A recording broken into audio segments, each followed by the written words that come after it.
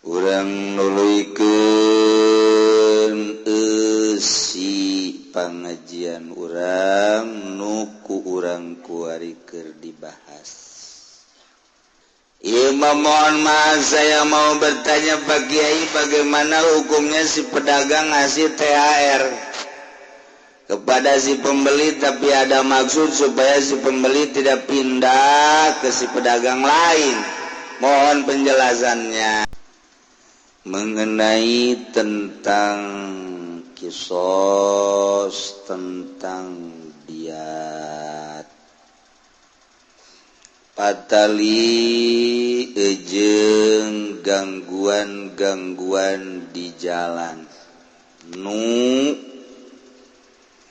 sakumaha geus dibahas di awal bahwa jalan eta merupakan sarana anu sangat vital, lantaran melalui jalanlah bakal lancar seluruh aktivitas.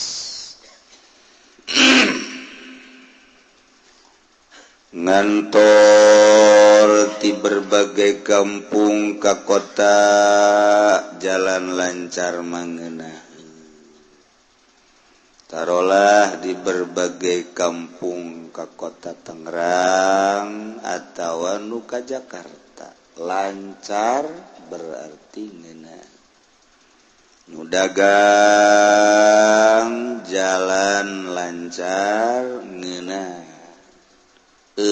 Gangguan al-irtifaq bisyari' masyrutun bisalamatil aqibah. Lorong-lorong jalan disyaratkan dengan keselamatan akibat. Wayana sakitu wajib bagi pemerintah ngabangun sarana jalan, mun can aya dibangun, mun geus aya dirapih-rapih. Ulah aya cuglak-ceglok jalan teh, ulah aya sambunganana teu rata, sambunganana genjlong, miring, nu hiji handap nu hiji luhur, berarti pemerintah mariring watakna kabeh. Diisyarahan ku jalan teu akur nyambungkeunana. Bupati miring, camat miring, lurah miring, wabeh mariring. Cek bupati kok ke aing-aing teh mah urusan PT atuh sia teh teu neuleuh. Kan sia pamimpinna. Deuleuh atuh pagaweana buah sia beres apa henteu. Pan sia digaji ku aing ku rakyat. Pajak dinaikkeun 100%. Jangan gaji sia pan. Hulu sia cabok sia ku aing. Tungtung nama teu beres bepan urang. Itulah uneg-uneg masyarakat terhadap pemerintah ketika tengurusan pemerintah terhadap rakyat, sarana rapihan, ulah jadi bendueun masyarakat nang milih pamimpin teh mahal hargana, amanat eta satungtungnyana ngalaksanakeun amanahna di akhirat hampang. Lamun teu ngalaksanakeun amanah khianat ngaranna, di akhirat nyana bakal kakrebekan di neraka jahanam. Sakitu beta mun. Entak kuari keur dimasalahkeun permasalahan patali jeung jala. Wa in bana jidarahu mailan ila syarin kizaid ngabangun pagar luhur lantaran nyana jadi DPR Hajunggus embung wauh jeung masyarakat teh di pager imana pagerna pas di sisi jalan DPR Boloon atawa tadi nama susah guari dagang limbah aya bahasa babara kendaraan di jero imah di pager-pagerna luhur pedagang Boloon kayak kos aja ngabolon-bolon kieu nu mentak bolon teh setiap sarana nu dibikeun ka urang ku Gusti Allah teh injeuman di dinya aya panitah urang dibere ilmu ku Gusti Allah tata dina teu boga ilmu barang dibere ilmu aya parentah aing mere ilmu ka sia lain sakadar mere ilmu sampaikeun ilmu tanpa hayang imbalan-imbalan ulah sok hayang umplap amplop jangan teu cenah hayang ge eusina boloon ulah hayang mulya-mulya asal teu di kasuran bae ngajang hilep ulah hayang mulya gagagung asal teu disebut bae kiaina haju bae ulah hayu sampai eta perintah ketika urang dibere gagah di dinya aya parentah berarti lain sagagah-gagahna aing mere gagah ka sia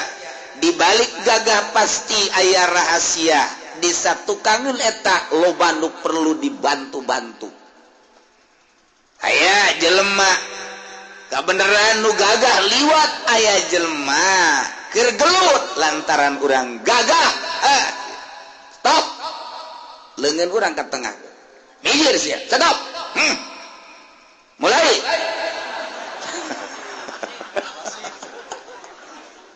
wah jadi wasit blon teman nu gagah budak diadukeun tunggungna tah di balik gagah teh aya parentah jeung aya rahasia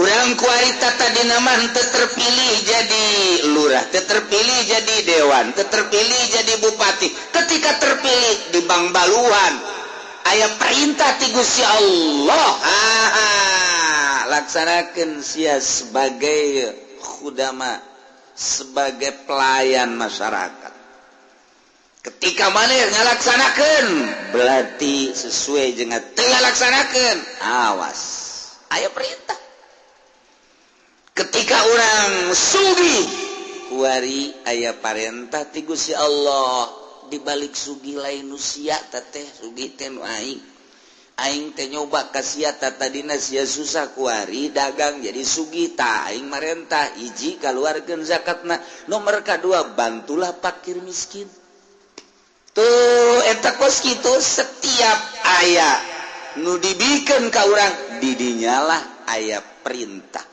bisa nangtung sholat nangtung sia teu bisa nangtung diuk sia perintah teu bisa diuk gigir sia ngedeng teu bisa gigir nangkarak sia teu bisa nangkarak kicep sia teu bisa kicep kubur sia beres geus perintah teh selalu disesuaikeun masya Allah geus urang boga gagah aya nu gelut isahan kabeneran aya jelema ngaguling guguruntulan cakel eta gagah ngaranna aya jahe teu bisa leumpang akep eres geus neng deka mana deka pasar kumis bangun capek nama teu cenah teu mau motor teu boga sapeda sarua aya Mang Haji boga tanagar gede diakep daek kudu daek jasa cegeurang diakep kurang rada dipencet-pencet bitis da saeutik aya parentah tuh masya Allah tah Zaid nggak bangun pagar ke jalan di sisi kemudian sebulan 2 bulan 3 bulan atau sababaraha bulan mungkin tahun lantaran ngabangunan teu make selub bata gede tapi teu make selub ya otomatis moal kebel atuh lantaran eta bangunan teu diperkuat ku besi. Maka dengdeklah bangunan ka jalan tak ieu bangunan nu tadina malempeng kuari ka jalan condong atawa memang ti awal dicondongkeun ka jalan ngabanguna dikajalankeun kita jadi ngaganggu kanu liwat kudu mendek teh lah kudu mun simpangan teh perwis kudu aya nu eureun heula lah da eta ngabangun jalan pager atawa imah ngaganggu kana kelancaran jalan ieu pakajanahin kos jandela bae tadi ngaganggu kana kelancaran jalan doraka. Ketika aya jelema naik motor teh nyaeun sugan teh pager atawa imah dengdek ka jalan kemudian naik motor teh kenceng saeutik salayakna kumaha di jalan ai praktea selip nabrak kadinya paeh nu boga pager kudu dipaehan deui.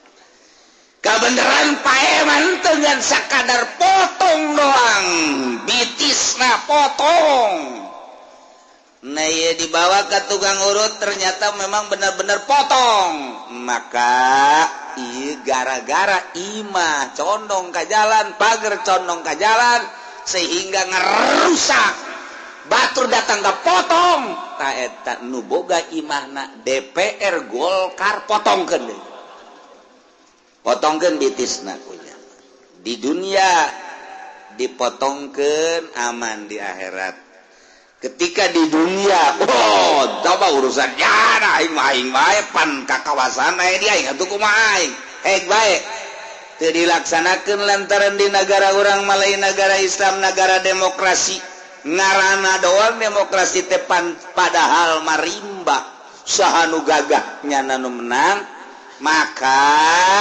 tungguan ke di akhirat tungguan di akhirat emang kumaha gitu begitu kiamat ba'as giring ka mahsyar yauma yafirul mar'u min akhihi wa abihi wa banihi wa ummi mazlum neangan zolim lulumpatan kabeh anak neangan bapak neangan emak mun aya hak-hak anu teu tercumponi waktu keur di dunia minta pertanggungan jawab nu ngora neangan salaki nu wah nu kolot mah wuluh geus loba jasa mana ka haji mana ieu mana nu kolot menerewigan teh kapan kudu awakna geus nek ka mana lumpat aing mah neangan manghaji bahaji kunaon emang bongan di dunia na aing keur ieu tilok digilir-gilir kuari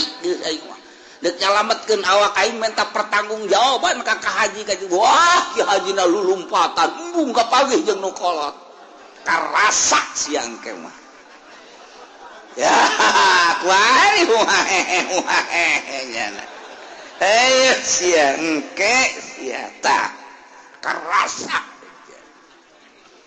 mazlum teu beres di alam dunia na ku si zalim diteangan pernah ngaji di Cilongok sendal leungit nah ieu ka mana ieu ku saha ieu teangannya na kapang ya ieu nu malingnya heuh cenah nah sia aing minta pertanggung jawab nu mantak bani maling ge keur ieu nu kula paling pun ku ente satu-satu jadi cek jadi keman palanga pulinga pokoknya nu maling paling deui nukuarina leungit motor tidak selesai di akhirat nuboga motor mah tetep baik bakal neangan saha pamalinganana. Wow, rame engke di akhirat pun hayang rame engke gerege. Wow, jelema minta pertanggungjawaban. Keputusan terakhir Mahkamah Agung MA nu kuari mah bisa dibuat-buat. Tapi MA engke langsung disebut paslul qada. Gusti Allah Rabbul Jalil engke nu mutuskeun. Pokona moal aya anu tinggalin sasieun-sieun acan. Masyaallah. Ya, nyana lempang si Mazlum. Biar ka mana? Neangan nu boga pager. Emang kunaon abdi keur ieu potong aju teu dilanjutkeun lantaran nagarana lain negara Islam. Wai kula neuk potongkeun sukuna deui. Wah, neuk kumaha coba. Nu tadina di dunia boga hutang teu kabayar, teu dibayar, di akhirat diudag-udag. Nu di dieuna pernah ngatak di akhirat diteangan dikatak leuwih. Nu di dunia engke pernah ngadukeun kotok-kotok neangan nyana. Kotok bisa ngomong ke. Kotok deuk ka mana? Hei cak nyadet teh. Deuk neangan si Jepri aing haye jeung si Dedi. Yang kunaon ngadukeun aing, kapanggih deuk lumpat ka mana jadi kurung ku malaikat. Pan malaikat 7 lapis. 7 lapis teh kieu urang di tengah. Lapisan kahiji ubengan kahiji malaikat sama ubengan kadua malaikat kadua sama ulawa sama sani terus ubengan katilu malaikat katilu 7 malaikat penghuni langit 7 lapis dek lompat ke mana urang lulumpatan kade-kade itu malaikat ke mana dek ke mana lompat kali itu iya ulah ke mana geus kunaon sia lompatan ayo sia lompat ka mana beunang bae teu bisa disogok pan malaikat sugan saya minta perlindungan saya sogok dah ama apa sogoknya di sana ada artis teu beuki ya ieu ka artis sakuali boro-boro kuari baheula ge gua teu beuki ka artis emang hulu sia teu bisa minta pertanggungan jawab insyaallah. Kos gitulah lamun teu ngaganggu masalah mun ngaganggu cilaka tak sing hade ya Allah wari kumaha lamun urang nenden pasir di jalan aya umblukan pasir atau batu di jalan lantaran urang dek ngabangun tempat ditedeun lah di jalan henteu segera aya 5 genep poena komo datang ka ngumbluk di jalan digunakeun pake dagang mah kemudian aya jelema cilaka di pasir urang atawa ditumpukan bata urang paehan deui. Sebab jalan mah lain jang nunda pasir, lain jang nunda bata, jang kelancaran aktivitas lempang jelema di dieu. Ketika digunakan lain parantina kaganggu batur, lain sekedar kaganggu, naik motor nyungsep di pasir, paehan deui. Naik motor nyungsep di bata, potong sukuna, potongkeun deui sukuna. Ocot matana 2, ocotan deui cokel nu bola. Ayo siap tukang bata cokel beres tak sing hade jalan rapihan ulah aya gangguan Masya Allah sing hade tah jalannya geus urang bae kuari mah rapihan diri urang ulah sok nyieun gangguan di jalan teh supaya lancar jalan mah lantaran ieu mah manfaatin amah kemanfaatan umum.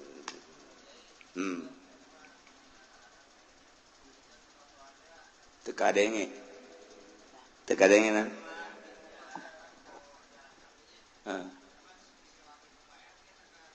Oh, trotoar jalan eta termasuk untuk kelancaran jalan ketika disewakeun ku oknum-oknum haram duitna doraka.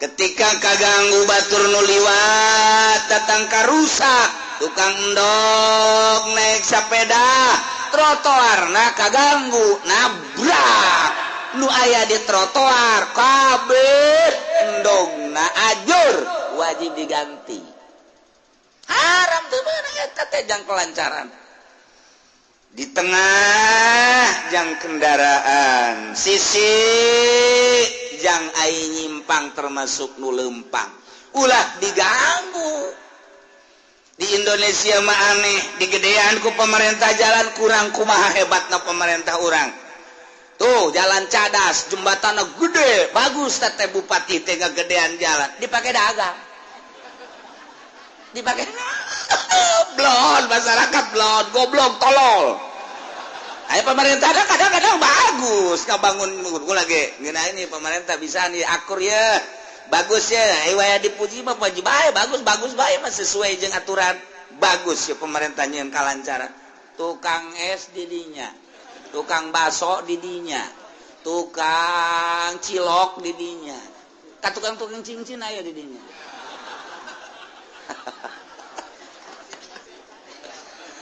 lamun ku urang dihaharuana kunaon atuh dagang di dieu pamayar mamang kasaha tuh make gelang bahar oknum tegara saralah tuh ngadahar duit tinu kitu di kumaha ke di akhirat dagang mendek mah ulah nyewa-nyewakeun sarana umum teu beunang atuh sarana umum mah jang kelancaran lain jang disewa-sewakeun haram nyewakeun tuh mulai ti kuari urang jang diri urang bae salametkeun sebab kuari teu diadili di akhirat mah tetep bae urang bakal diadil rapi moal kebel hirup di dunia rugi amat ngadaharan dinu kos kararitu lancarkeun jalan lancarkeun ya Allah ya Rabbi mustawiyan atawa ngabangun aku arima lain condong ka jalan aja rata ai tadi mah memang aja disorondoikeun ka jalan kaganggulah nu liwat baik eta teh imah atawa warung atawa non gitu ngaranna kitu pager dan lain sebagainya ngaganggu kelancaran jalan ieu doraka jeung nyana katempuhan kuari mah kieu ngabangunna lempeng kebel-kebel lantaran selubna rusak condonglah ka jalan sanggeus teh condong ka jalan aya hujan angin rugrug ka jalan tak eta teh bangunan nu tadina lempeng kuari condong ka jalan haju can kaburu kahadean geus namruk manten ka jalan kaganggulah jalan haju aya nu liwat kadinya rusak kendaraanana atawa jelmana potong teu katempuhan tama lantaran hiji ngabangunna lempeng kadua condong katilu condong nage lain ngahaja kaopat nambruk nage urusanana tama urusan tengah aja nu bogana maka samemeh dibenerkeun manehanana kaganggu datang karusak teu katempuhan lantaran tengah aja ngan wajib kudu segera diberesan begitu isuk-isuknya nanyahun gegeraan pasang pelang mohon maaf kelancaran Anda terganggu sejenak mohon tadi dieu tah nyana kudu mawa pacul hayu jeung anak pemajikan wabehan jeung minantu jeung incu kabeh ngaberesan eta rugrugan-rugruganana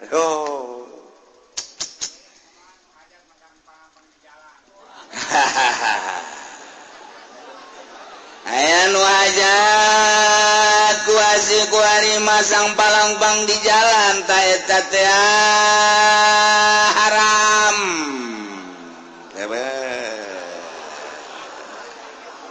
lain paranti masang palangpang di jalan wajang kelancaran aktivitas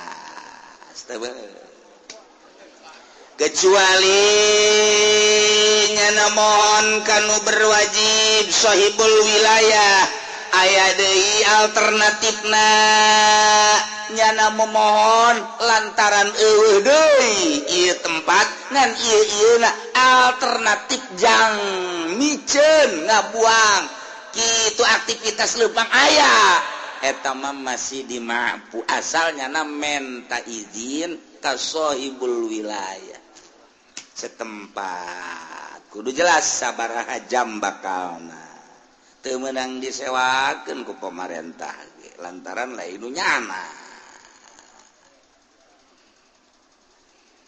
wakil cek sakal main amkana hadmuhu wa yusrahu domina lamun memang kongang hadmuhu ngarubuhkeun anak ketika eta pager atawa bangunan teh doyong ka jalan geus aya meureun sapoe 2 poe 3 poe napannya ho meureun eta teh doyong berarti kan geus kajahoan ku kabehan geus secara hukum adi cek adat ieu mah moal kebal dege bakal namru ka jalan ngegedebrug ta eta teh sakira-kira geus kajahoan kitu imkan dirubuhkeunana atawa diomean ku manehanana lamun memang geus kadeuleu doyong punyana diantep datang ka ngegedebrug ka jalan tetep tama kos kitu mah kawajiban ngaganti sebab lo ngantep na eta ngantep aya faktor ngantep sarua jeung sengaja nya aya tanggal buah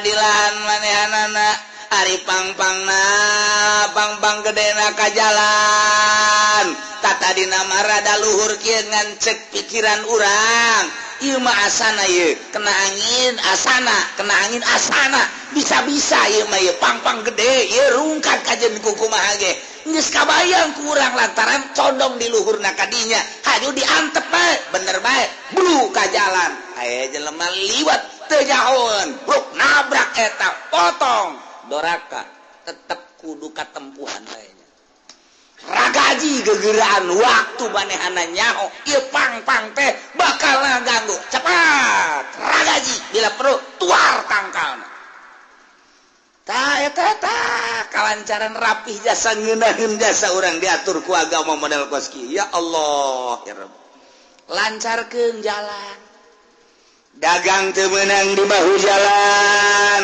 pang nu nyorondoi ka jalan kudu dirapihan jeung baheula peduli jasa pemerintah teh peduli jeung masyarakatna aya kakangkungan aya bangsa tatangkalan jukut dan lain sebagainya nyorondoi ka jalan isuk-isuk poe Jumat atau Kemis lurah geus nongkrong tong kerja bakti tukang tape dieureunkeun dagangna kunyana dieureunkeun ke dibeli maksudna tape naon kerupuk beli jangan jamu masyarakatna rapi jalan teh waduh ngebolong-bong kuari jalan dicor kakangkungan dan lain sebagainya ka jalan geus setengah meter ngalah jalan sugan lurah bentak jente RT atuh mun teu mentan duitna doang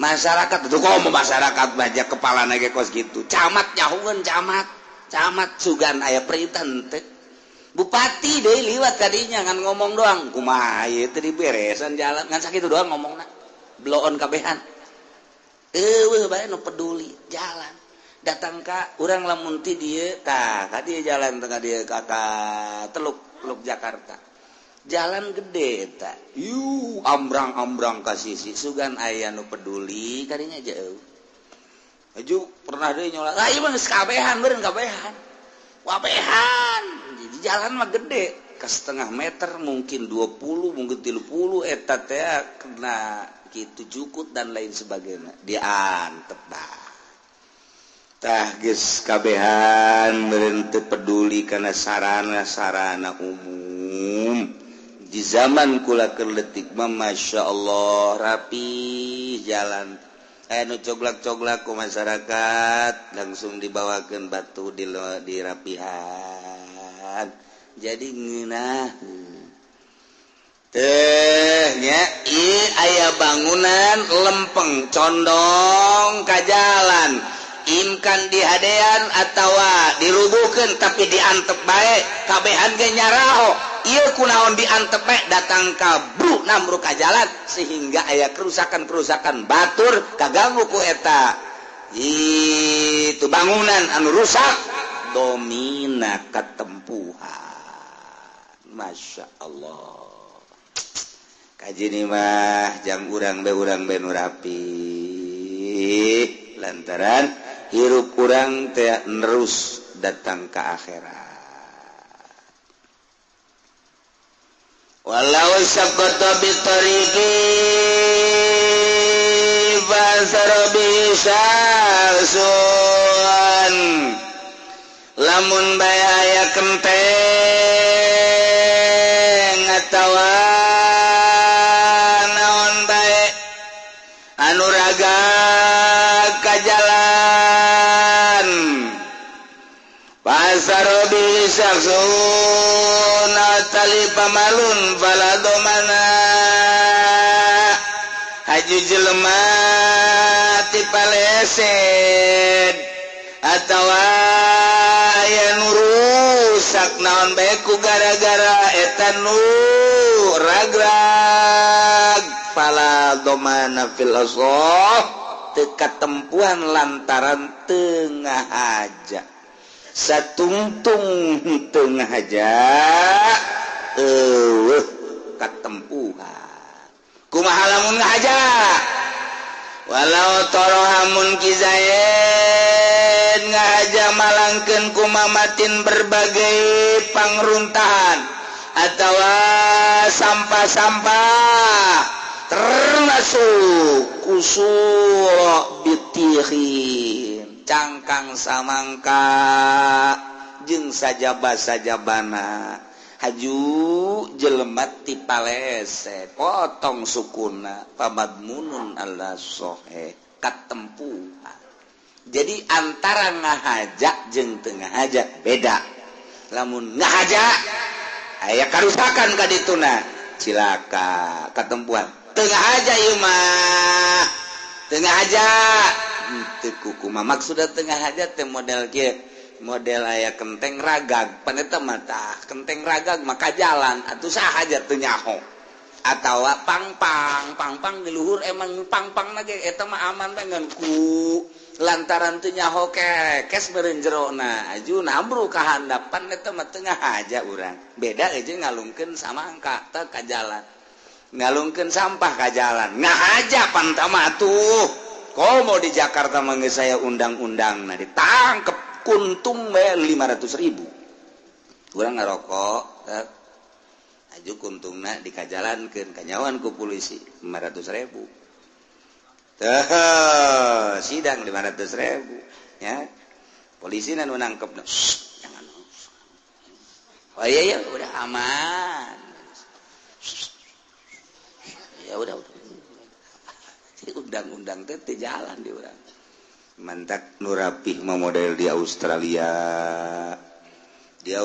mah betah urang cicing di ditu dina urusan kebersihan lantaran masyarakat peduli kabeh aya jelema ngadahar kembang gula es bonbon pohoan kunyana kertas plastik sak gede eta bae dibalangkeun tak eta masyarakat ge langsung noel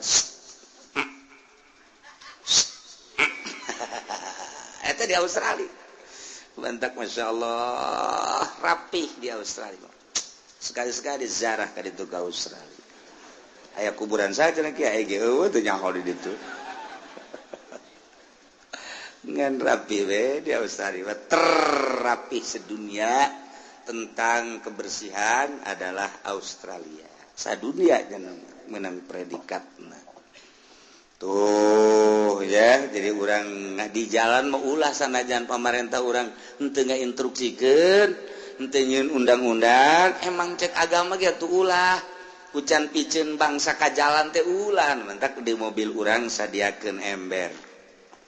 Besi urang ngadahar naon gitu ngaranna bubuahan aya cangkangan ka emberkeun ka tempat sampahkeun atawa ngadahar bacang. Pan ieu mah urang lembur mah lain ngadahar bacang bareng didahar pan ku nya teh rada basi. Ya kan? Nah, dipiceun ka jalan, di tukang aya motor. Aju naik motor, kena nu basi teh ngaguling pan teh. Gara-gara bacang basi. Hahaha, potong leungeunna eta kudu ganti. Ye, gara-gara bacang basi eta. Siga ade ulah tetep urang sadiakeun di mobil tempat sampah ulah datang ka miceun ka jalan. Henteu kudu diinstruksikeun ku pemerintah nyieun undang-undang, komo datang ka pemerintah nyieun undang-undang mah hebat pisan. Ieu mah keur henteu ge memang kurang kudu dijaga, jalan mah kudu dijaga. Rapihan jalan ulah aya kagungga kaganggu naon bae. Ya, nu dagang di jalan doraka moal manfaat duit tak kajen kukumaha ge nya. Andai kata jelema dagang di jalan, kemudian untungnya terus kabeli motor, terus kabeli mobil, tinggal tungguan. Sabaraha lilana engke ge motor mobil anu maling kajen kukumaha. Sebab kena sumpah jelema. Jelema dagang di jalan bego meureun hiji tah. Aya desa sialnya satu budak jalan pakai dagang tolol dua. Aduh hampir nabrak goblok tuh budak jalan dipakai dagang tilu tah. Atuh terus mah sapoe mah aya meureun bangsa 100 mah. Eta pando ajak malaikat waduh ya udah 100 dah hari ini nih. Besok 100 deh. Terus be kabeli motor, towel, tak ujin, paling geus. Paling muat nyana ceurik ulah leungit motor jatena ditundun karang samenit mah hasilna teh hasil dagang jangan mah jadi payah jasa dagang mah di mana di jalan hadege hadege tuh bogaan aji pokoknya wal beres ku ari ambalaya pamalingan duh lantaran kredit haram teh iya jelema berupaya yang maling lantaran hasil haram engkena ge teu beres deui hasil dagang menang ngaganggu batur diganggu deui ku batur nyana dagang ngaganggu batur hasilna diganggu deui ku batur kajen kukumaha tuh masya Allah amankeun jalan urang nyieun polisi tidur haram lain jalanan nu diganggu anak urang nu kudu di briefing ulah kena ka jalan cing hade pemake jalan teh loba ceng ulah sok ka jalan aceng mun liwat mun leumpang di sisi bae siga de jalan baheula mah kolot nganasehatan urang sing serbit sia di jalan. Tah bahasa sing serbit. Urang bang sing serbit naon eta? Baheula mah aya loba mobil motor sing serbit sia di jalan. Sing hade. Lain jalanna anu diganggu urangna nu dinasehatan. Ya, jalan dipake dagang duraka. Moal manfaat kajen kukumaha ge. Akhirna tetep hasil dagangna bakalna diganggu batur deui. Kailah tentang soal diat ketika aya jelema cilaka di jalan aju kacilakaanana ieu kaganggu ku bangunan uranglah anu kena sanksi. Tak sing hade nu di sisi jalan mah di Jakarta mah lain deh. Di Jakarta mah jalan teh belah ditu loba bengkel belah dieuna entah belah dieuna memeh ka ditu bangsa sekitar 100 meter deui geus mulai diteuneundan paku. Diteuneundan paku eta Jakarta blon eta Jakarta mah. Waduh, kempes. Waduh, ada pakunya. Orang kerja itu datang. Kenapa Pak? Ini kempes. Kena paku ya? Iya. Udah nusur. Ada bengkel. Buku bengkelnya anak. Sono ada bengkel. Bisa aja weta. Aduh, usaha teh datang ke kos gitu tak. Datang ke ngarusak heula kendaraan. Wah, tawang rusak deui ka jenting sugih deulekeun akhir. Moal beres ka jeung kuku wage. Ieu naon ieu?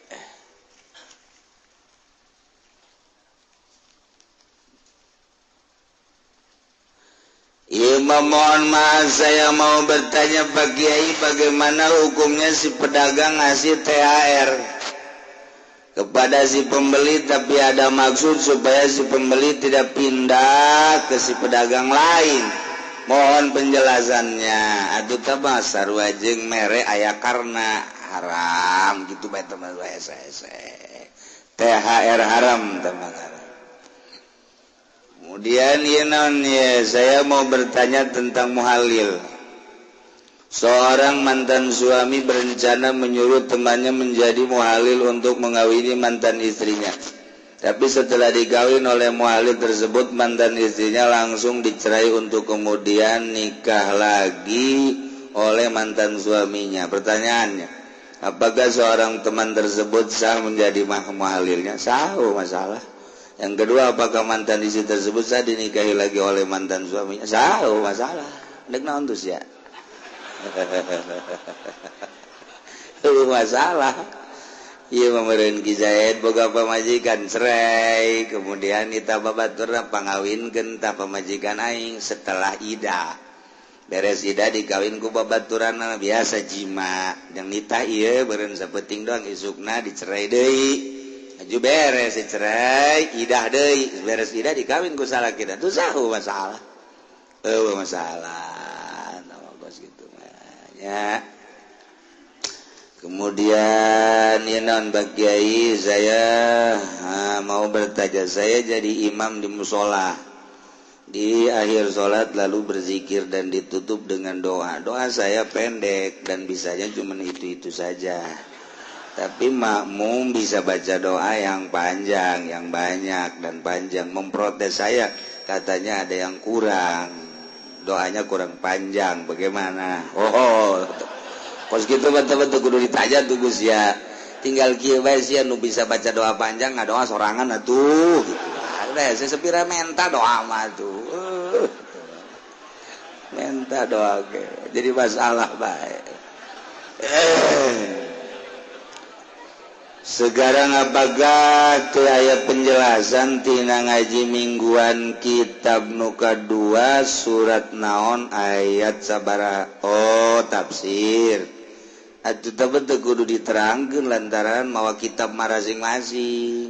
Geus juzna nyaho, suratna nyaho, ente teu nyaho, tinggal meuli bae kitab ente. Ulah hese-hese. Cenah teu bisa macana dengekeun wae geus ku dengkul ulah hese-hese. Aduh.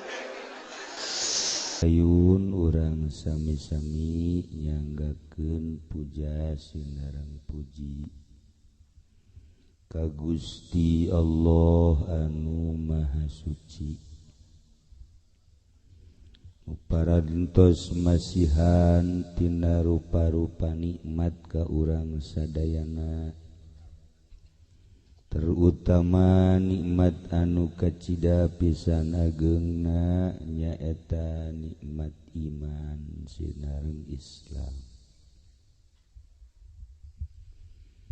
Shalawat sinareng salam mugia dilimpahkeun ka junjunan alam Kangjeng Nabi urang Kangjeng Nabi Muhammad sallallahu alaihi wasallam, katut ka para kaluargina oge ka para sahabat-sahabatna rauh para tabi'in atma tabi'in.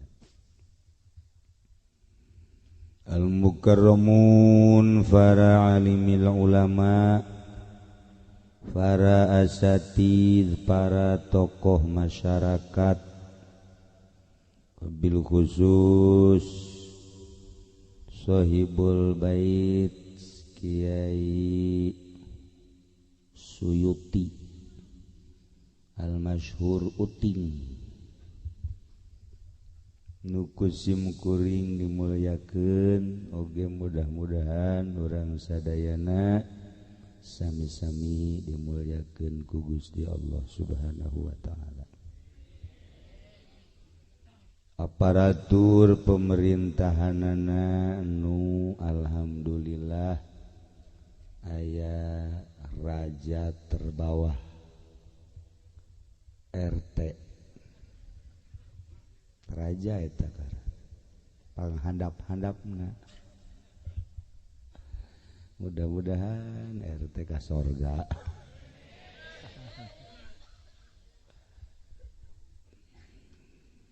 Kalayan inayah ti Gusti Allah alhamdulillah dina wengi Jumat ieu urang ku Gusti Allah parantos dipastikeun kumpul di dieu di kampung sayur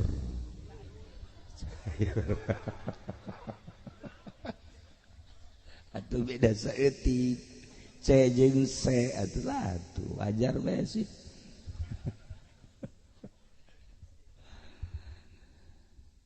Dina raraga ngabesuk almarhumah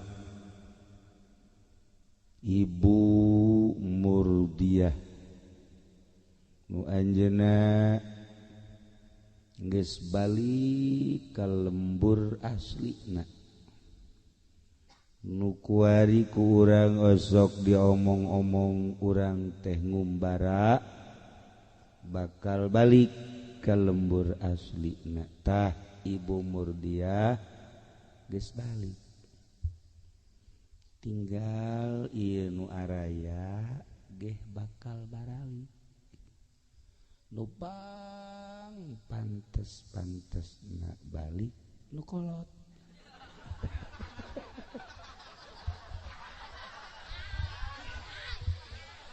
sedengkeun nu pangkolot-kolotna si eta aduh geus kolot mah asal muriang zaitik asana sales mah bae asana ieu nu ieu nu bakal ngadatangkeun ka lembur asli teu doakeun atuh mudah-mudahan ngaji pendit teh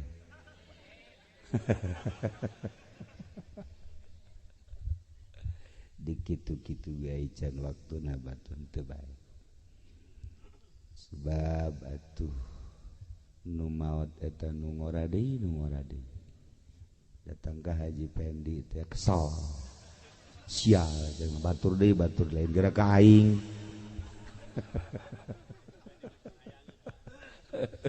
can hayangeun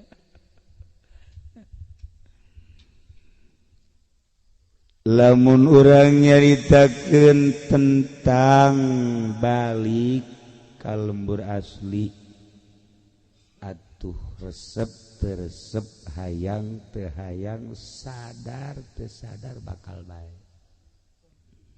nu embung-embungan ge bakal bae nu hayang-hayangan atuh komo pokona nu susah nu sugih pejabat rakyat kiai ustad santri petani bakal paraeh kabeh bakal maraot kabeh Masya Allah orang ai inget kadinya mata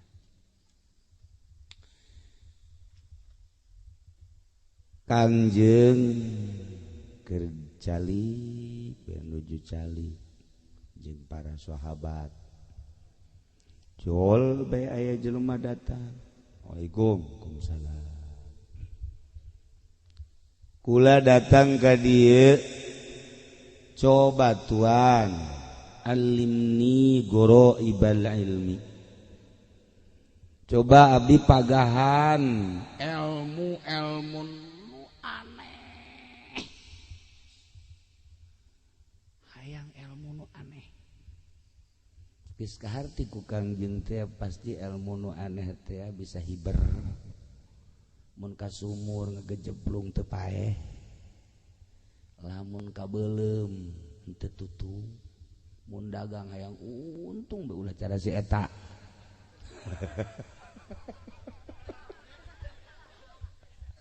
Eta ilmu aneh aya jaho ka hate-hate jelema maksudna kan gitu.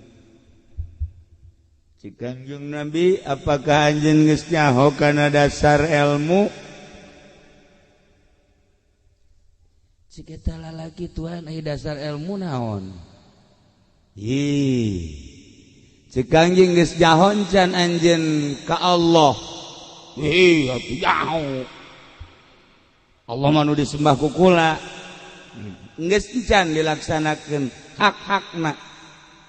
Emang aya hakna naon? Hak Allah teh nu kudu dilaksanakeun eta ngaranna dasar ilmu. Ketuan maksudna hak Allah nu kudu dilaksanakeun teh naon? Nu kudu dilaksanakeun nyaho henteu maneh kapaeh. Paeh. Atuh teh mah sering jajana manggih anu paeh mah. Nyaksi anu paeh. Tah. Geus encan mempersiapkeun jang paeh. Sadar henteu bahwa maneh bakal maot. Lamun maneh sadar bakal maot, kemudian geus ngalaksanakeun jang pibekeleun engke ba'da maot. Geus jan. Eta naon teh Gusti nya kos kitu naon? Umata kula waka nyaritakeun anu aneh-aneh ilmu mah cak Kanjeng Nabi. Eta beta bekal paeh, eta aneh. Ulah waka jeung hayang sagala bisa hiber. Ulah kos kitu. Tah mah Haji Pendi geus leuwih teh Haji Pendi mah mun ditanya isuk poe naon nya mah nyahoan. Wow, jago nya mah tuh. Nah, eta Haji Pendi isuk naon poe naon nyahoan nya mah. Sebab naon isuk bakal anu nagih. Nyahoan. Ilmu gaib teh jago nya eta. Ya Allah, ya Rabbi. Tah, cek Kanjeng Nabi geus ulah nu aneh-aneh. Geus. Lamun sadar bakal maot, mempersiapkeun jang bakal saenggeus paeh eta termasuk ilmu nu aneh. Gas, bari mau balik cek Kanjeng Nabi. Laksanakeun heula eta. Ke geus dilaksanakeun eta, karak balik deui ka dieu. Nanya deui hayang ilmu naon? Si lalaki langsung balik mingpiung nyaho teu mingpiung urang dia nyaho ka mingpiung teh atuh nyaho jorong lembur bagang dia aing ge nyaho ti dieu jadi mingpiung mah geus teu nyelek-nyelek deui ngaranna mingpiung ngaranna lewosat da geus teu nyelek-nyelek eta ngaranna mingpiung nu kos kitu okos jelema ditolak cinta nah eta mingpiung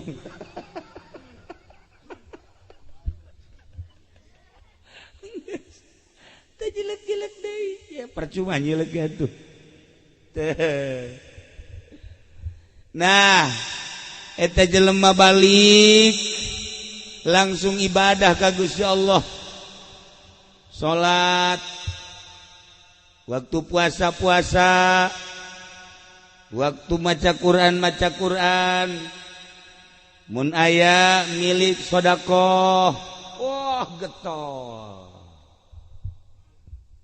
Haju nyana datang deui ka Kangjeng Nabi.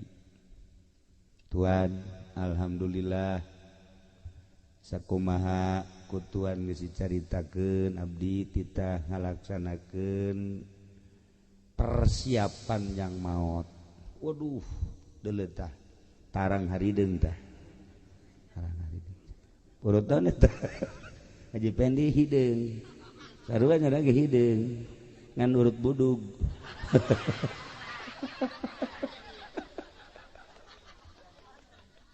Sugan teh urut sujud, orang urut bisul. Ya Allah.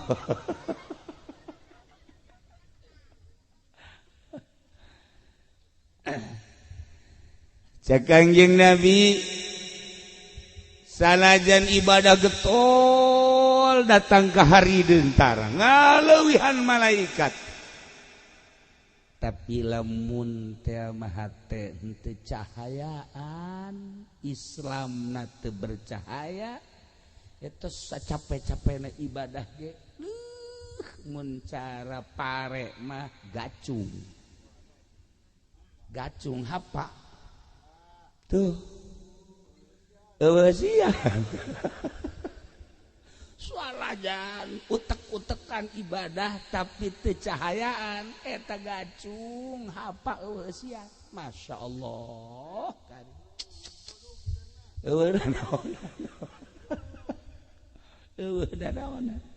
nah nu mantak urang kuari alhamdulillah kumpul di dieu kabeh agamana akur Islam.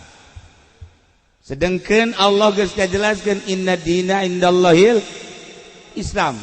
Saenyana agama nu dipikaridho ku Gusti Allah agama Islam. Jadi berarti urang di dieu kabeh geus aya dina ridho Allah Subhanahu wa taala. Wa may yabtaghi ghairal islami dinan fala yuqbal. Jelema anu neangan agama beragama salian Islam moal ditarima di akhirat termasuk kana minal khosirin rugi na di akhirat disate ke kerecek tak urang makan imal aya nu disate paling ge dijemurkeun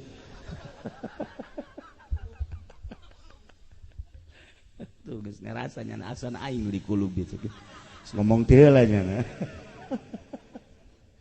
ya Allah tapi urang lamun ngalawudu teh kan sok diduaan tah diduaan Allahumma ij'alil ma'a tahura wal islama sok macan teh sia ge teu ngajawab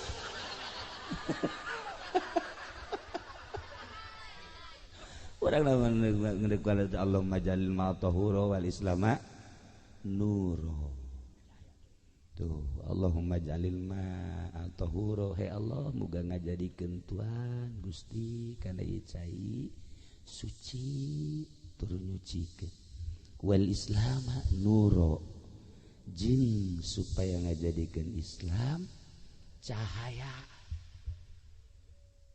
Islamna cahayaan aya sahabat daros Tuhan emang lamun Islam na cahayaan aya beda tuh atuh aya cek Kangjeng Nabi kumaha teh bedana Kangjeng Nabi macakeun ayat famayuridillah saha jelema nu dikarepkeun ku Gusti Allah ayahdiyahu dituduhkeun ku Gusti Allah yaj'al sadrahu digajadikeun ku Gusti Allah dadana hatena insyirah jembar lapang yashrah sadrahu lil Islam gitu. Amma yuridillah saha jelema nu dikarepkeun ku Gusti Allah ayahdiyahu dituduhkeun ku Gusti Allah yashrah sadrahu lil Islam jembar hatena di samping daek narima kana Islam kos urang insyirah jembar cahayaan hatena teh cahayaan cek sahabat teh Tuhan aya nu cahayaan hatena kos kumaha sih engke eta praktek-praktekna pibuktieunaana lamun hatena cahayaan Islamna berarti bagus. Di mana Islamna bagus dina harti cahayaan teh na ieu ayat 3 rupa nomor kahiji cak Kangjeng Nabi resep jasa ngalaksanakeun ibadah nomor kedua di mana-mana cahayaan narima kana naon papasten ti Allah nomor katiluna bakalna pikiranna ka akhirat bae ninggalkeun pikiran dunia tah eta nu kitu cahayaan hatena tah balikan deui supaya tenget ye abeh urang cahayaan apa henteu hate urang nomor kahiji dibere resep jasa ibadah ka Gusti Allah resep beta asal aya tongtrong we haju bae diome resep nya resep ngome tongtrong tah sarua jeung ngome tasbih gitu tah ai babacaan mah tilok tasbih di kieu-kieu beset bawa tasbih tuh bener ai babacaan mah tilok babacaan lagi ngan kieu doang kabayar moal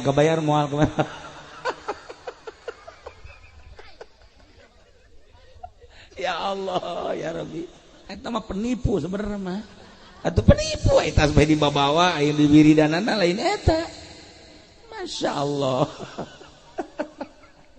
nah di mana-mana hate cahayaan wani ngalaksanakeun ibadah embu ngalaksanakeun maksiat eta cahayaan hatena Islamna berarti bener nah lamun kuari jelema Islam KTP-na ge malah boga tilu kos Haji Pendi tilunya nama KTP teh oh loba batun mah hese KTP-nya mah tilu eta lah bajingan teh kos kitu teh tilu nah iya KTP nama Islam jelemana Islam tetapi daek ngalaksanakeun maksiat kurang giat karena ibadah maksiat daek leletikanana main gaple lamun aya Islam masih keneh balak genep di kieu-kieu koto kunyana di kitu-kitu tah naonna karangarana jangjang naon ngaranna eta tuh nyalawan teh tolol teh coba aju dikitukeun tah cuma hiber teh naon ngaranna jantur aing ge nyawa nang disiakan eta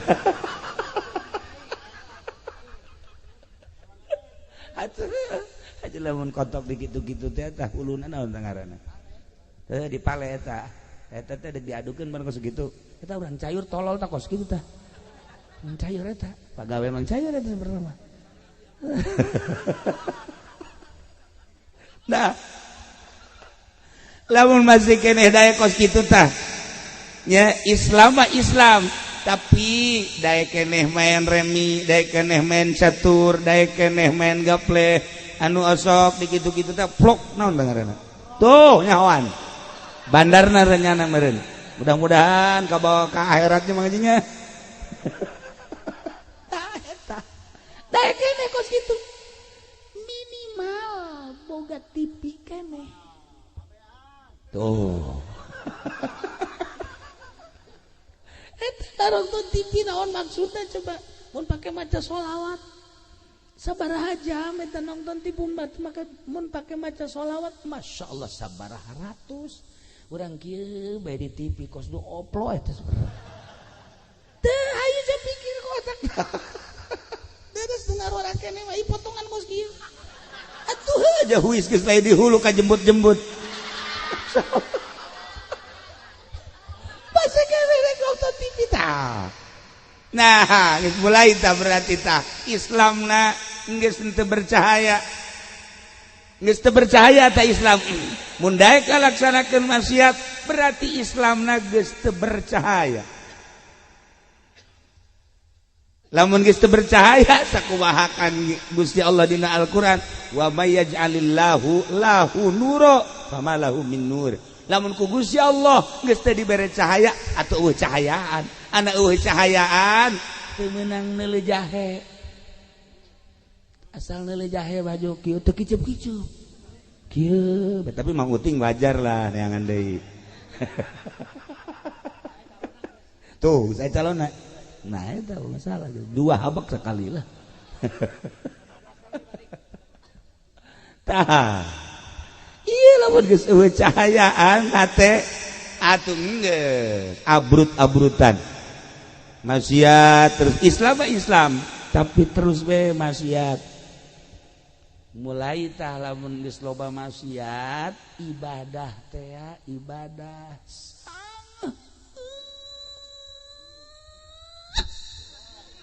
ih sakitu deket ka masjid teu nyaho tihang masjid teh nya deket ka masjid mun ditanya tihang masjid sabaraha wallahu a'lam weh sia ka masjid emang aya naon karpetna geus diganti ku ari bener sia yeuh ku ari mah wow hebat biasa nyana kajinya ka masjid goblok jantu cek nya teh keluar deui tolol teh coba atuh dilalaga kitu supaya ka masjid ieu mah ka masjid nempo doang di jandela ya tuh diganti atuh geus bae teu asup-asup acan eta berat dek asup ka masjid tah ieu cahayaan wa man lam yaj'alillahu nuro fama lahu min nur lamun ku Gusti Allah henteu dibere cahaya eueuh cahayaan di mana-mana geus eueuh cahayaan sangheut ibadah teh sangheut asal geus dibere sangheut berarti nutup lawang sorga nu muka lawang tuh dia paling teh sia horeng tuh ada ya kira-kira ya mah ngaji nu di dieu ya kira-kira ya nu di dieu ya cahayaan apa henteu sih sebenarnya guys urang mah neuk danya bae cak urang dieu mah ngaji pen di cahayaan teh tuh henteu eta ku kabehan henteu cenah deui berarti budak palinter nyaho nyana ge Rusdi atuh gebelek begadeulan eueuh cahayaan sakieu sebab carita TV nyana pangbogaan panggedena carita HP boga 3 HP-na atuh carita tilok ngabohong raja bohong atuh geus eueuh cahayaan budak ge nyahoan henteu cek cenah geus teu kudu hese-hese teu kudu kakolot ka budak bae biasa kali deui cahayaan teh tuh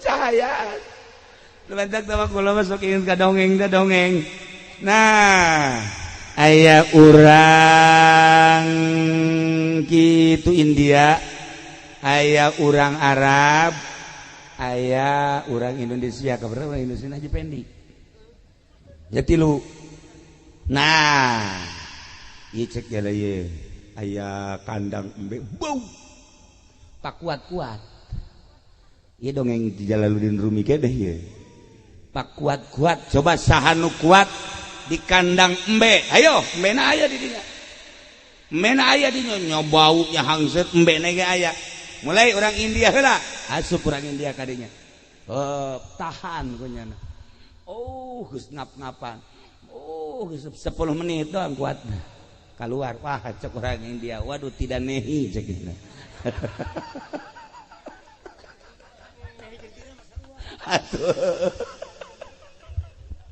Masya Allah kekuat cekena guys tekuat nah kemarin orang Arab dah orang Arab Baduy wah kan biasa orang Arab Baduy makan ngaranna kayak orang leuweung asana ieu mah kuat ieu mah asop nomor kadua aja tenang seserian rada deres kuat 20 menit wow nah hampir sarua kan jeung Baduy mah embe tapi kan masalah tak embe teh masalah ngan 20 menit doang wah cek orang Baduy teu kuat cek tetep bau biasa nah bagian orang Indonesia Haji Pendi nah asup kadinya karak 5 menit doang embe nu keluar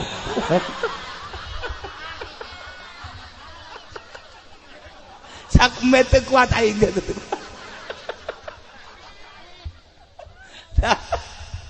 eta dongeng okos anu supaya jeung biasa padahal maknana pohara itu ngarana ge dongeng wali gorenganan aya jelema eueuh cahayaan mah eueuh cahaya embe ge kabur eueuh cahayaan sok di dieu Haji Pendi coba ge Haji Pendi urang geus beres ngariung ke nama maca di dieu tek datang teu kalabur bae ge atuh kutub robana ditinggal kutub robani paling ge jeung si Golib bae di dinya kapaksa Golib ge tah ieu ulah lalawara cahayaan teh cahayaan ulah manusia mbege kalabur bau di samping bau enek di samping enek teh seueur sok saha nu betah deket Mang Haji Pendi ayo coba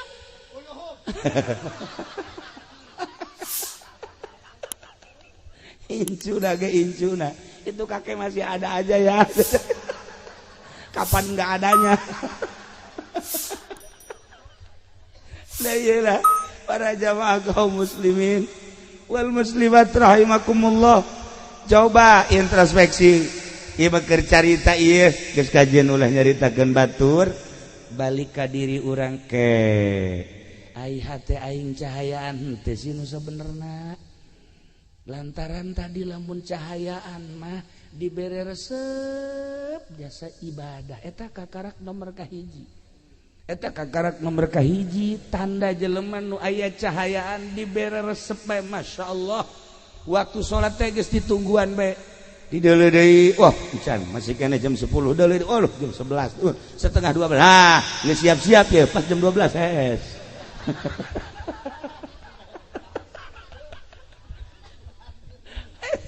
cahayaan cahayaan masya Allah geus ke malah ka sare cek nya sakedeung deui salat besi tinggalin berjamaah aya cahayaan eta nu kos kitu ngaran beres datang waktu salat qobliyahna ba'diyahna beres eta terus wiridanana komo datang ka haju terus maca Quran ya Allah ya cahayaan eta nu kos kitu kaluar di masjid urang ngantongan duit dirinya aya kotak nah hasilkeun ieu kotak itu dibongkar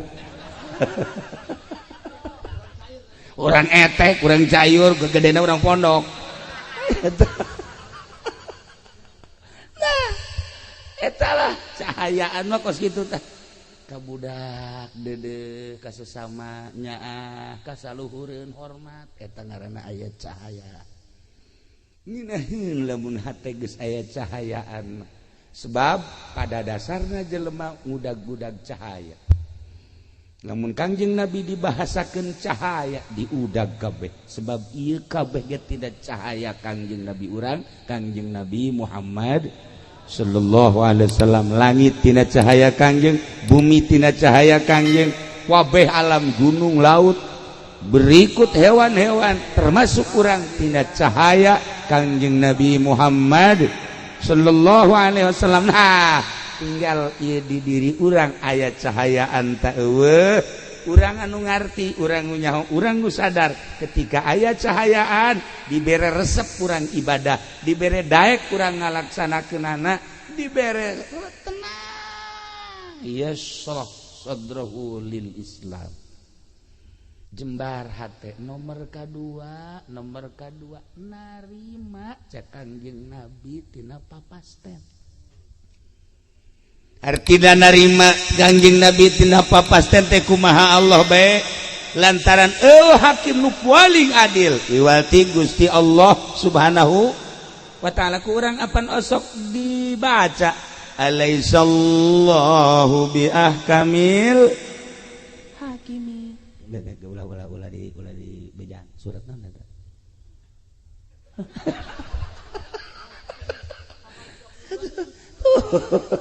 eta teh artinya cenah sok dibaca ge tuh cak nu ditukang alhakumut cenah deui na bejaannya na maksudna mah sarua ondona itu mah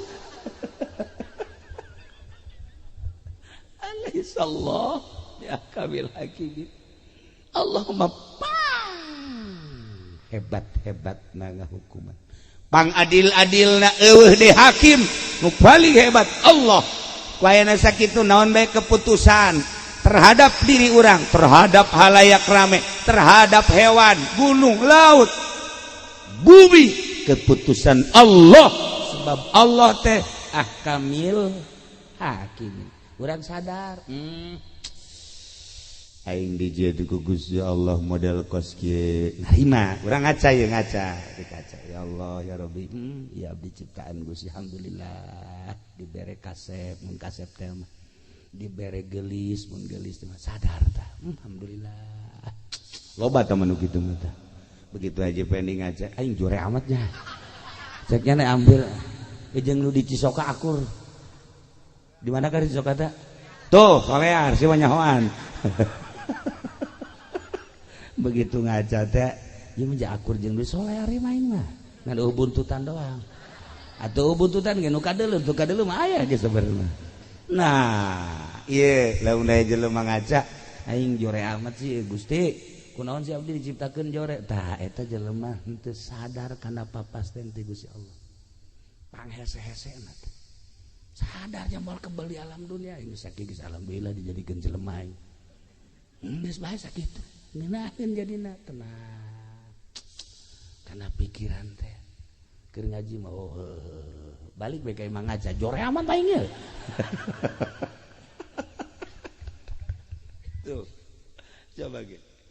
Ketika orang dibere jadi pedagang haju untung baik alhamdulillah ya Allah ya Rabbi maha kaya Gusti alhamdulillah karasa ku abdi kakayaan Gusti abdi dagang untung baik dikocorkeun bareng kakayaan Gusti ka abdi loba tah manu kitu mah tapi begitu nyana dagang haju rugi deh Gusti ieu kumaha sih urusanana ieu kunaon kok abdi dagang tapi rugi deui.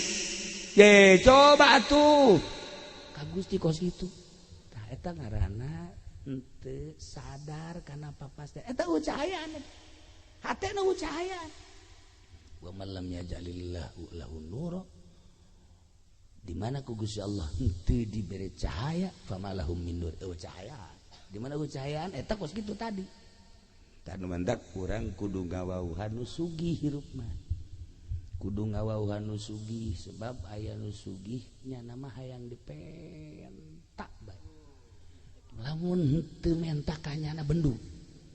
Lah resep aja teh nu sugih eta mah tah.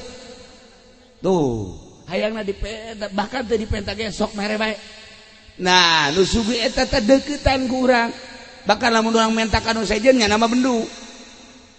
Deketan tanu sugih eta nu sugih eta teh saha nu nyiptakeun langit jeung bumi tak maha sugih cak Gusti Allah aing ye nu bogana penta ku sia aing bakal mere sia teu menta ge ku aing dibere bae komo sia mun menta ka aing jeung aing mah resep jasa lamun dipenta tur lamun sia menta ka nu sejen ka Gunung Kawi bisa aing mah teu resep jasa menta ka pamarentah ge teresep jasa menta ka makhluk ge teresep jasa aing penta tah Allah meresepkeun jasa dipenta haji pending mun dipenta geus kieu bae ya panakol ya incuna ge datang ka tiluk daek menta incuna sorangan tuh menta sama kakek ih enggak mau kenapa galak ya tah urang lamun geus bisa burak bere eta urang geus bisa make akhlak Gusti Allah takhallaku bi akhlakillah Allah mah mere bae terus tah urang ngadeuketan nu maha sugih bae geus ka Gusti Allah.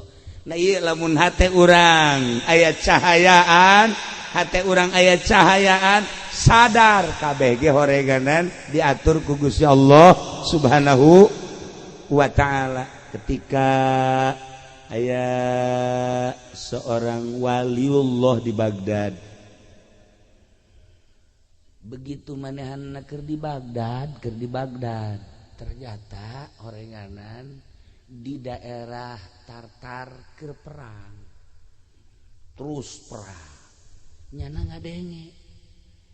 Begitu nyana ngadenge, eta peperangan teh peperangan geus mah awewe pararae sipil-sipil masyarakat teh budak leutik ke parae nyana ngomong kieu ka Gusti atuh kunaon eta diperangkeun sehingga eta pararae masyarakat emang eueuh nu ibadah emang eueuh nu sok hudang ti peuting emang eueuh wali pan beureun aya wali maot aya ulama maot kudu maotkeun aya diperangkeun ku Gusti langsung nyana peutingna sare barang sare ngimpi kapanggih jeung hiji jelema make jubah terus nyekelan surat eta dibabawa bae begitu dibabawa kapanggih teh jeung nyana surat naon eta? Ieu surat ti Gusti Allah. Coba tapang bacakeun. Begitu dibaca dina tulisanana aya da'il i'tirad, tinggalkeun ku maneh ngalawan Allah. Tinggalkeun ku maneh nentang ka Allah. Dibaca takunyana sebab Allah mah pang adil-adilna. Eta memperangkeun urusan aing, gempa urusan aing, banjir urusan aing, angin urusan aing. Sia mah sia bae urusan sia cak Gusti Allah. Ulah sok nentang-nentang ka aing make jeung tatanya, make jeung diperangkeun. Loba budak pararae, loba manusia pararae, aya kiaian, aya walian. Urusan aing tah mah sia, urusan sia. Geus datang ka mana sia, dumadeheus ka aing. Hudangnyana masyaallah kaget. Kagetnya dicarekan ku Gusti Allah, langsung ditegor make surat model tadi. Wali mah kos kitu. Impianana teh hebat. Aing ngadenge Haji Pendi mangimpi teh, ya Allah, ya Rabbi diudag-udag genderuwo. Aya ngimpi kos kitu eta. Aya deui nya mangimpi naik ka gunung Ragal. Paling hebat cenah mah ngimpi diudag-udag anjing, sanggeus tadi udag anjing ngajinya anak kagang, geus kagang haju hayang kiih manggih sumbur. Maju kiih ngompol. Eta Haji Pendi mah kos kitu impianana masyaallah. Wali mah tadi tegur ku Gusti Allah make surat tinggalkeun nentang ka Gusti Allah sebab kabeh ge ieu adalah urusan Allah. Cak Allah sia ulah tatanya kunaon ku aing digempakeun, ulah diutang hitung ku sia teh urusan aing. Kunaon eta teh ku aing dianginkeun, ulah make diutang hitung teh urusan aing. Kunaon diperangkeun, ulah make jeung tatanya urusanana teh urusan aing.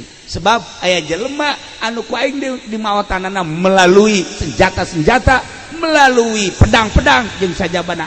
Hakikat nama horenganan eta teh deuk di maotan ngan carana Gusti Allah.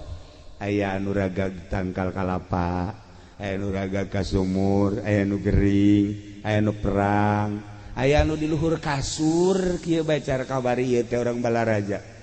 Datang ke Tangerang, jung ngopi ku pemajikan dijieun kopi, jieunkeun kopi, jung nginum kopi bari ngarokok. Kieu bae nyana di kasur teh geus beres ngarokok.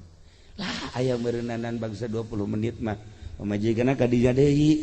Ditoelan ku pemajikan, kaji oya gabeh pae. Ngopi can anggeus, ngarokok can anggeus. Nyana ngedang doang gitu mah. Masya Allah, nunggus dipasangka bakal paeh jasa kamar Haji Pendi. Hirup kene ngana gua sehat deh malah mama ke susuit deh aya jahe sweet tolol tuh coba. Lah ieu urusan Allah. Nah balik deui, lamun hate urang cahayaan geus moal aya nentang-nentang ka Gusti Allah, geus urusan Allah.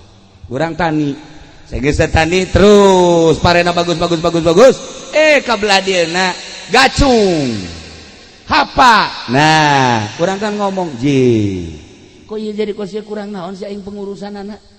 Iya Allah ya Rabbi Gusti urang maka Gusti deh bae naon teh Gusti ya kok iya kurang naon ya da pupuk dan sebagainya urusan aing teh Gusti Allah siana sing sadar. Lamun kula inget ka dongeng harita di zaman Sayyidina Umar. Di zaman Sayyidina Umar aya kabeuleman. Begitu aya kabeuleman di zaman Sayyidina Umar khalifah langsung jelema neangan cai berat cek Sayyidina Umar ulah di pareuman make cai. Atuh pertentangan antara masyarakat jeung Sayyidina Umar. Lain kudu di pareuman make cai. Di daerah ieu aya jelema nu teu ngazakat. Ulah mah nyaho? Tah tewak si eta. Hayo bawa ka dia. Si ada zakat teh moal geuran. Geran dikaluarkeun pareum sorangan. Seudeuh pareum sorangan tah kebakaran eta ku ahli hakikat maka nyahoan. Lamun make blambir loba nu teu pareum. Tapi ku Sayyidina Umar mah ulah make jeung make di pareuman make cai sagala rupa. Moal pareum. Wo ribut heula. Eta tadi gara-gara. Demantak di pondok kabar ieu kapan kebakaran. Atuh tinggal si ieu bae eta. Ewak ieu. Ayo huluna kitu-kitukeun zakat sia. Ya Allah ya Rabbi. Lamun urang nyaritakeun antara zahir jeung antara hakikat.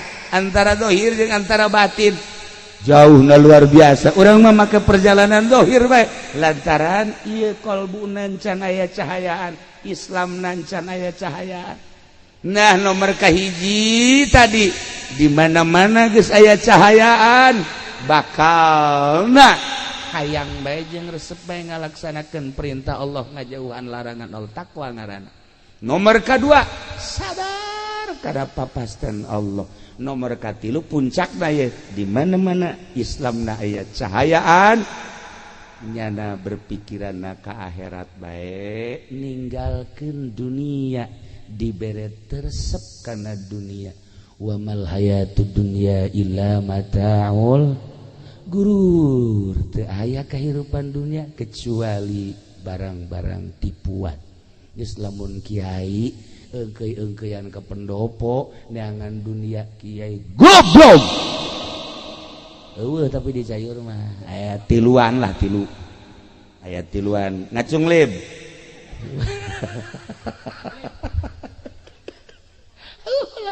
Ulah neangan dunia. Abong-abong bisa ngaji, abong-abong bisa baca Quran, abong-abong nyaho hukum dipamerkeun pake neangan dunia. Eueuh cahayaan kiai tinggal kiai berarti ieu eueuh cahayaan tah Islamna. Encan puguh ngajamin ilmu nungtun kadang-kadang ilmu mawa ka neraka. Lamun ilmuna jadi hijab tina cahaya. Nailah para jamaah kaum muslimin wal muslimat rahimakumullah balikan deui inna dina indallahil Islam. Saenyana agama nepi ka karidho ku Gusti Allah adalah agama Islam. Tetapi Islamna kudu anu aya cahayaan. Sakumaha tadi lamun Islamna aya cahayaan maka aya tanda-tanda. Hiji tanda Islam aya cahayaan daek ngalaksanakeun parentah Allah, embu ngalaksanakeun laranganana. Daek ngalaksanakeun parentah Allah, ngajauhan laranganana. Eta berarti mulai cahaya nomor kahiji. Lamun naik cahaya nomor kadua, sadar karena putusan Allah di diri urang atawa soal harta atawa soal penyakit atawa soal naon bae nu patali jeung diri urang atawa jeung batur tilok cegekan sebab kabeh ge geus aya tina keputusan Allah Subhanahu wa ta'ala. Alaihissallah bi ahkamil hakimin. Cahaya nomor katilu ialah cahaya anu bener-bener mantep sehingga pikiranana langsung bae ka alam akhirat. Mohokeun alam dunia dibere resep kana dunia. Etalah nu paling istimewa cahaya Islam anu nomor katilu. Geus urang mimitian tina awal carana kumaha supaya cahayaan eta teh tadi cak Kangjeng Nabi geus encan maneh ngalaksanakeun hak Allah. Naon? Ialah mempersiapkeun jang maot mebeh datangna maot. Eta adalah memerlukan cahaya. Di mana orang sholat berarti orang mempersiapkan jang maut. Orang ngazakat mempersiapkan jang maut. Orang puasa mempersiapkan jang maut. Orang haji mempersiapkan jang maut. Orang baca Quran mempersiapkan jang maut. Orang tahajud, orang duha, zikir, maca sholawat, berbagai kehadean-kehadean yakni ngalaksanakeun ibadah. Eta adalah jang mempersiapkan maut mebeh datang maut. Berarti geus aya cahaya. Nah, tapi cak Kangjeng Nabi tadi teh inggis sanajan urang ibadah bae tetapi eueuh cahayaan ngan meunang capek doang. Ngan meunang capek doang tah ieu perluna cahaya. Kos kumaha sih cak para sahabat Gusti Rasul eta meunang capek doang. Nah teu nyaho kana keagungan Gusti Allah. Lamun urang ibadah teu nyaho kana keagungan Gusti Allah naon bedana jeung salat budak leutik. Budak leutik ku salat mah salat bae pan teteh ge cenah mah salatna ge. Ja teu nyahoeun kana agungna Gusti Allah. Sok geura teangan budak leutik lamun tarawih teh Haji Pendi salat tarawehna masa sih babaturan keur sujud di kitu-kitu pelerna. Eta kan berarti budak leutik sama salat kos kitu mah. Giliran nya ndek diuk diteuneungan parantina kol bedug di dieu tah. Atuh kumaha eta karana salat budak leutik teh nyaho kaagungan Gusti Allah, sadajan capek ibadah lantaran teu nyaho kana kaagungan Gusti Allah, ongkos salatna budak leutik eueuh nanaonan. Jadi kudu urang teh memperhatikan kemaha agungan Gusti Allah Subhanahu wa taala. Nah anu mantap ibadahna ulah aya muatan-muatan.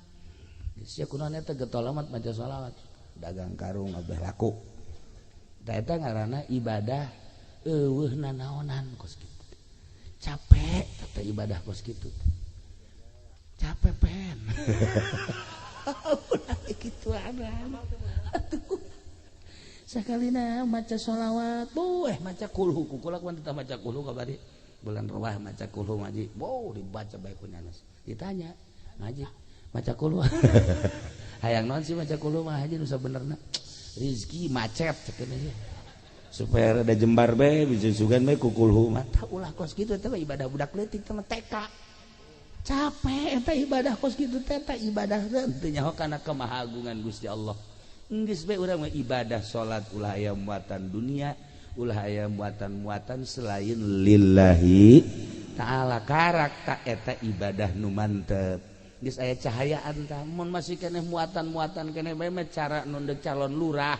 Calon lurah teh kon bebereana pohara jasa eta teh nu kos kitu teh capek gawe teh kapake. Eueuh nanaonan sebab sedekahna aya karna hayang naek jabatan. Kitu keneh calon bupati, Gus Puguh calon presiden. Utama. Haji penmentas ieu maka ditupan. Ka istana tolol henteu. Mending mun dibere henteu deui. Dibere onam. Kitulah para jamaah kaum muslimin wal muslimat rahimakumullah. Ala kadar gambaran hirup sakumaha tadi sahabat menta ilmu anu istimewa, ternyata cak Kangjeng Nabi ulah hayang ilmu istimewa geus bae persiapkeun pelaksanaan ibadah jang menghadapi maut eta ilmu paling istimewa. Adapun kadituna lah cak Kangjeng Nabi gampang nu kadituna asal etana hebat karat ngan ulah ibadah ngan sakadar sigada hungkul tapi kudu didorong ku cahaya. Neangan cahayana dua cara, hiji langsung boga guru aya nu nuduhkeun, nomor kaduana babarengan jeung nu geus bisa insyaallah cahaya tersebut bakal nyinaran saetik engke bakal ngarti. Ketika orang geus ngarti berarti geus aya cahaya teu karasa. Neangan guru mursyid mah hese urang atuh babarengan besok geura urang lamun sering jering babarengan jeung Haji Pendi bakal karasa. Bakal karasa. Karung ayam bae mah ngarti. Ieu karung ayam cekna teh. Ieu mah dodet, jauh ka dodet segala. Nah ieu. Takos gitulah para jamaah kaum muslimin wal muslimat rahimakumullah. Persiapkan amal-amal jang maut samemeh maut. Geus maut cara almarhumah Nyi Siti Murdiah kabeh nu dibawa imah nu dibawa salaki ngan sakadar nganterkeun ka kuburan ku ari paring doa-doa anak kitu kabeh. Tatanggangan sakadar ngadadahan nu milu aslina ka kuburan mah salatnya na, puasanya na, zakatnya na, sodakoh manehanana milu lah ka jero kuburan teh. Ternyata orang di jero kuburan teh anu sok disebut-sebut cenah urang di jero kuburan teh sempit horeng lega, cenah di jero kuburan teh panas horeng tiis, cenah di jero kuburan teh poek horeng caak, cenah di jero kuburan teh urang sorangan horeng rame. Biasa di jero kuburan teh masya Allah bohong. Eta nu nyebutkeun di jero kuburan sorangan bohong, nyebutkeun di jero kuburan poek bohong, nyebutkeun di jero kuburan teh panas bohong. Ternyata Imam Ghazali nyana nyaritakeun di jero kuburan horenganan rame caang rame biasa. Sehingga nyana ngagerokeun ceng-ceng ka dieu sia ka dieu rame amat cenah ka dieu kadi maneh ieu kasep amat saha cek ieu kula salat teh ieu kula ngabaturan mamang cenah geus terus bae insyaallah terus datang ka mahsyar datang ka ditimbang kula batur ya Allah ieu ieu saya ieu kula zakat cek ya Allah ieu kula tahajud teh ieu salat hajat masyaallah barang haji pendit ya di jero kuburan ieu si hajore amat nya hideung nya jore nya culean deui ya Allah cak haji pendit si hajore amat bahasa pan batur mah haji ieu batur di mana aya eta nyadakeun si mbak teh ya batur ieu ya Allah ya Rabbi bakal ngabaturan urang di jero kuburan bohong urang hasud urang henteu salat urang teu zakat urang bakal ngabaturan urang sok renungkeun ku urang ketika urang di jero kubur bakal boga baturna urang nokos kumaha bakal ngabaturan jasa mangkaning eta ketika urang sering ngajembarkeun batur jembar kuburanana jelema datang Waalaikumsalam naon ya duh kula di kamari candar masyaallah atuh lain bebe aja sia di kamari ya cukup teh 500.000 Pak ieu tah alhamdulillah Pak Haji masyaallah kesia lamun teu boga deui senang hate geus jembar jero kuburan datang ka Haji Pendit Waalaikumsalam naon sih kula di kamari candar boan sia ye atuh neangan cara aing coba direk neangan sih atuh geus mabur sia ka ditu lah Masya Allah cek ugal ledek Haji Pendit eta jempitkeun batur sempit di jero kuburanana ya Allah ya Rabbi urang ayeuna nyieun masjid tah den kipas di masjid tiis jelema maca sholawat ka tiisan komo AC nu ngaji ka tiisan komo AC di jero kuburanana tiis ya Allah malaikat ieu tiis daun eta teh cek malaikat teh tah kipas anu di masjid bo nyaho kieu mah kula meuli AC cekna ieu kipas anu dipasang ku kula teh anu make nu jore teh eta kipas ge haju leumpangna ge kotek asal dikencengkeun we geus teu bisa muter janana ya Allah eta kos kitu ge tiis aduh nyaho kitu mah kula meuli nu bagus cek malaikat keur ieu sia tah kitu Haji Pendit bapan nyana mah lain meulikeun naon kipas malah kipas di masjid dicokot atuh panas cenah mah di kuburanana atuh cek Haji Pendit malaikat ieu naon li panas nah maling kipas ya mentek sih ada ngaji ke masjid gede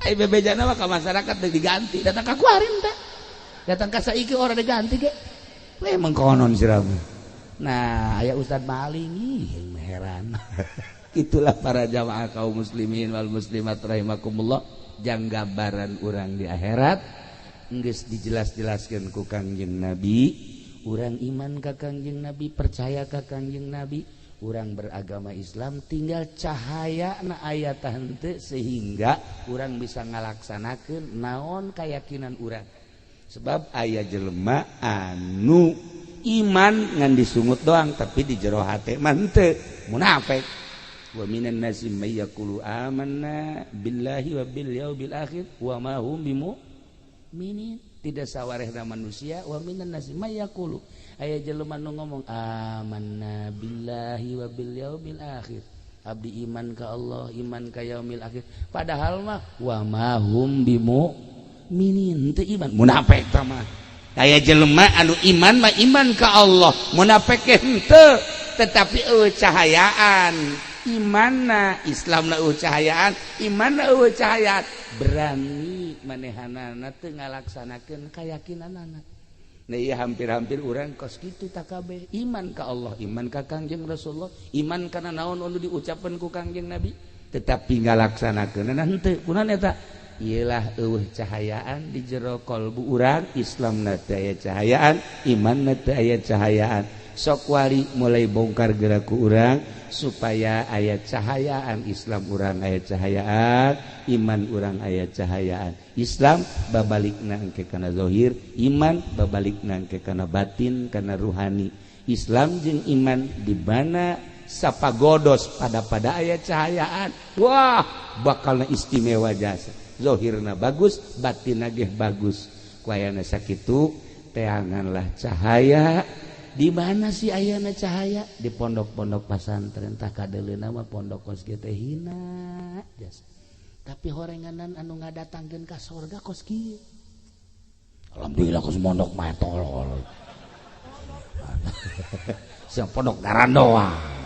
Kampung pondok salilana bodoh. Heran eng mah.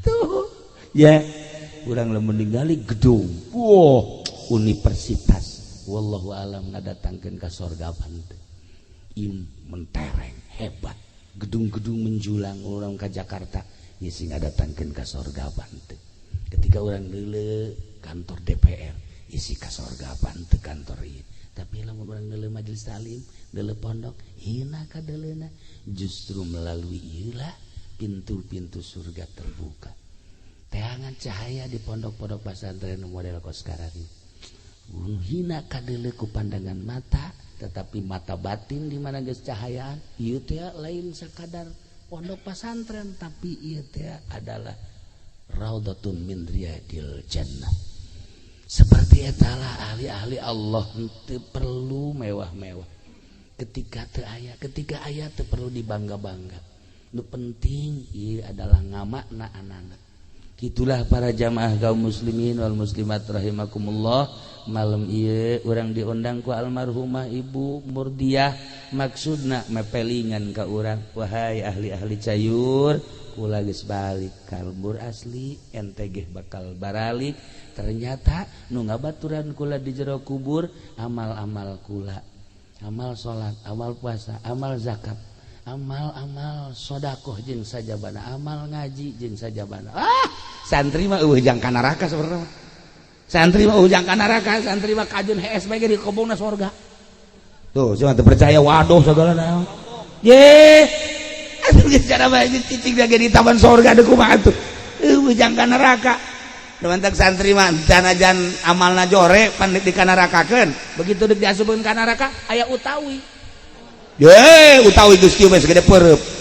Ieu naon ieu? Ye, kula utawi nang ieu jurumiah di utawian. Nah, cak malaikat naon sia? Ieu utawi ieu. Cak jana teh kula teh ieu saksi bahwa nyana teh di pondok pesantren. Hindah deui kalawang nu ieu. Utawi aya deui bae di dieu. Terus we unggal lawang utawi iku. Malaikat ge sebeleun nya jagana. Ya dijagaan ku utawi iku bae. Bebe jaga Gusti Allah. Gusti ieu ya utawi ikuan. Lah ka sorgakeun habek tuh. Batak santri wah ujang ka neraka. Para jamaah kaum muslimin wal muslimat rahimakumullah, urang doakeun Ibu Murdiah mudah-mudahan dihampura sakabeh dosana, dilegakeun di kuburanana, dicaangkeun di kuburanana, dibere kanikmatan kubur ku Gusti Allah sehingga nyana bisa tentrem nikmat menikmati naimul kubri.